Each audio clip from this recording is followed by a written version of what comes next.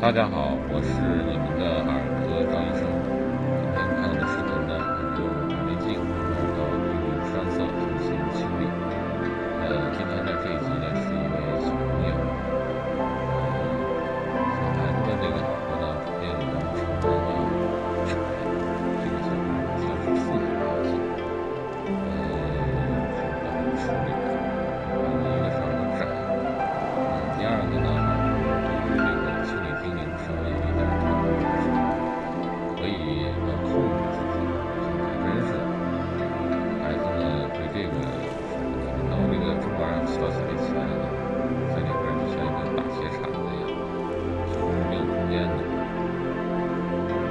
边上如果强行的往里去插入的话，刺激到外到皮肤的话，孩子会脱光，这个内镜啊、器械的操作是比较危险的。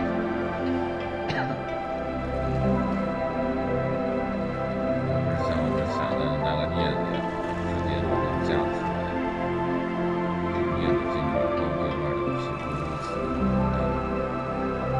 说就是这种方法一点点的去尝试。不一定非得去处理啊。